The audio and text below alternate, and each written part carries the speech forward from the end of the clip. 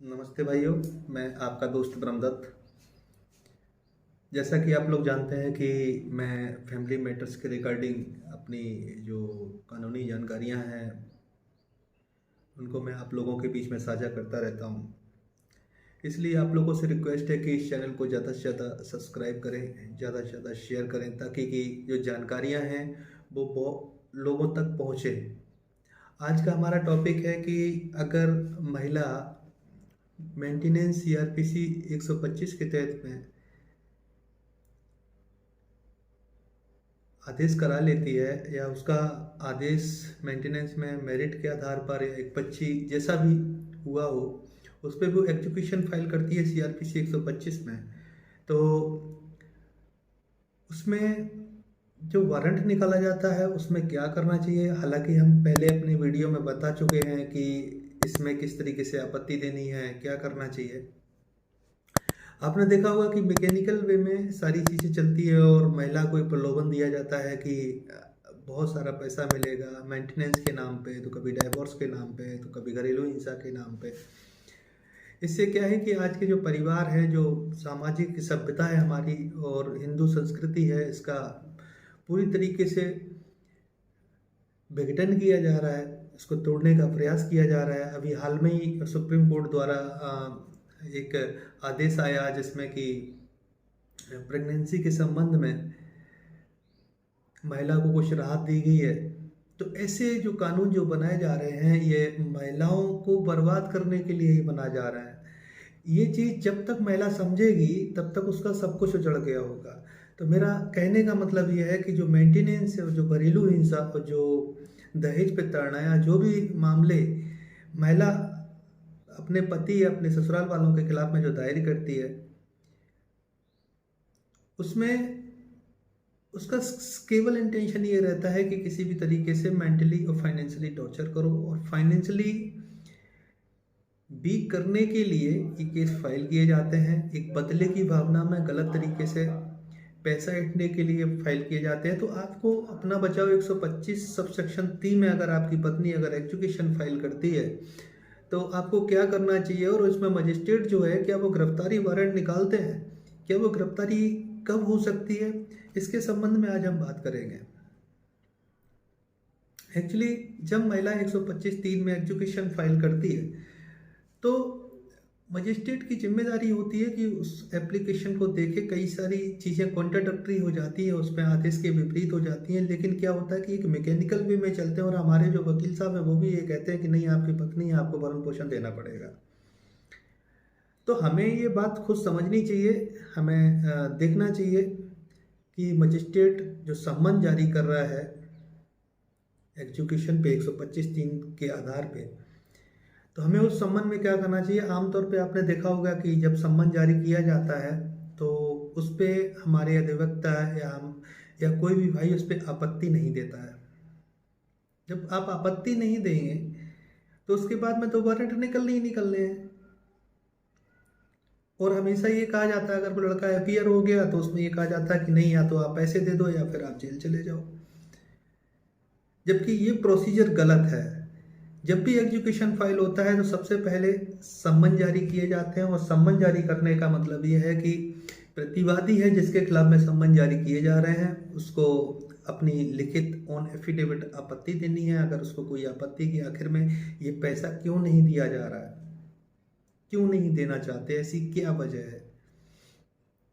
लेकिन हम लोग क्या करते हैं, हम लोग उस पर आपत्ति नहीं देते हैं, क्योंकि जब तक आप आपत्ति नहीं देंगे और आपत्ति का कोई डिस्पोजल नहीं होगा तब तक आप बेनिफिट नहीं ले सकते। चाहे आप इलाहाबाद किसी भी हाई कोर्ट में चले जाओ, मैं तो इलाहाबाद हाई कोर्ट की बात कर रहा हूँ, किसी भी हाई कोर्ट में चले जाओ आप मेंटेनेंस के आदेश को लेके, क्योंकि अपीली कोर्ट हाई कोर्ट ही होती है, तो आपको वहाँ पे वरीयता नहीं मिलने वाली। हाँ, ये हो सकता है कि मेंटेनेंस आपका कम हो जाए, ज़्यादा हो जाए, ये तो हो सकता है, लेकिन सिरे से खारिज नहीं होगा।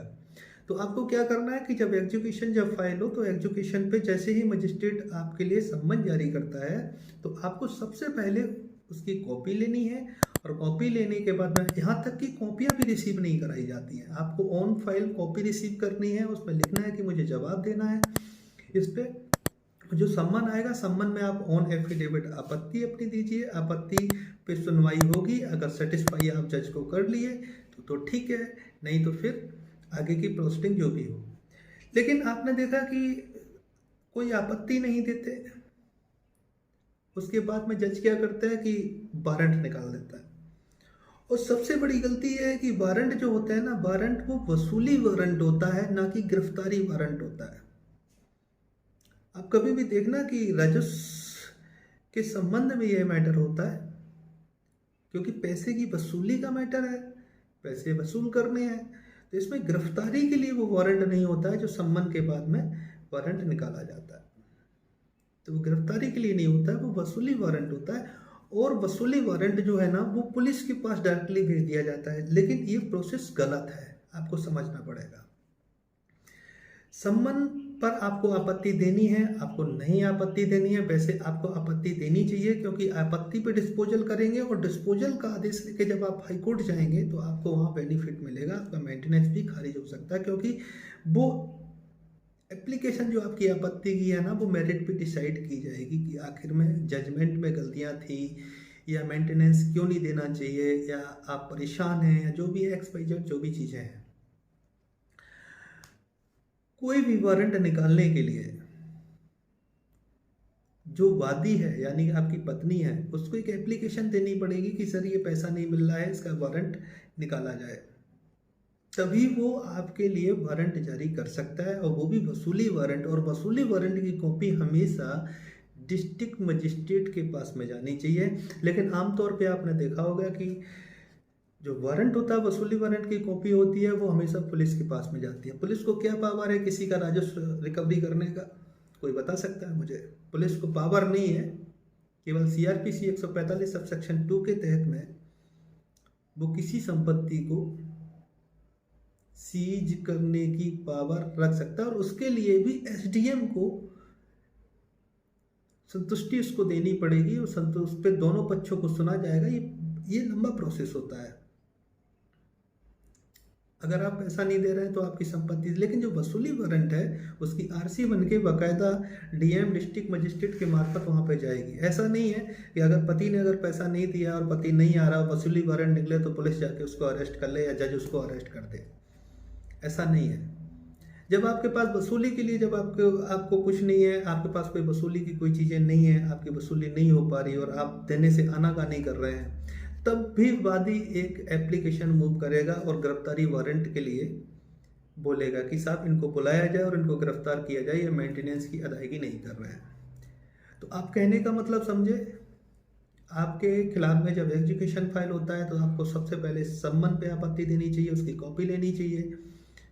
उसके बाद में जो वारंट होता है वो वसूली वारंट होता है, गिरफ्तारी वारंट नहीं होता है। दूसरी चीज़ कि महिला 1 साल के आदेश होने की तिथि के 1 साल के अंदर में ही एग्जीक्यूशन फाइल कर सकती है, और 11 महीने तक का ही मेंटेनेंस 1 साल के अंदर ले सकती है। और अगर किसी को जेल होती भी है, और जेल का प्रोसीजर क्या है?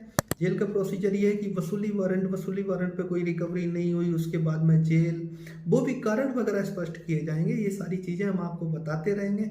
आप लोग मेरी मदद करो, हम आपकी मदद करेंगे। और हमने कुछ पे आउट्स रखे हुए हैं, आप लोग हमसे अगर मिलना चाहें तो आप लोग हमसे आगरा में मिल सकते हैं।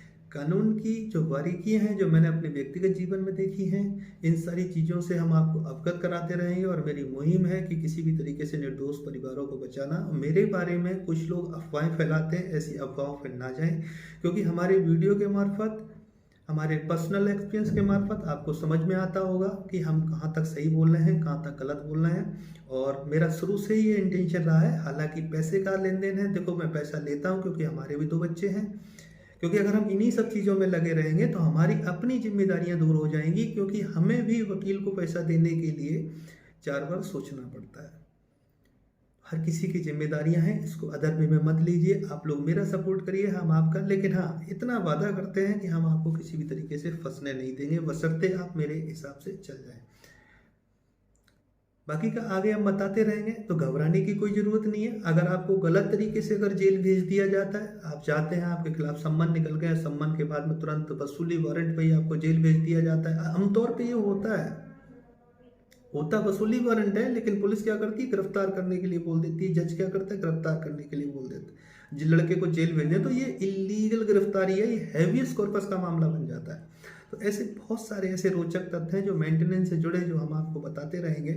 बस आप लोग इस चैनल को ज़्यादा से ज़्यादा सब्सक्राइब करें और ज़्यादा से ज़्यादा वीडियो को शेयर करें, ताकि कि जो जानकारी है वो लोगों तक पहुँचे।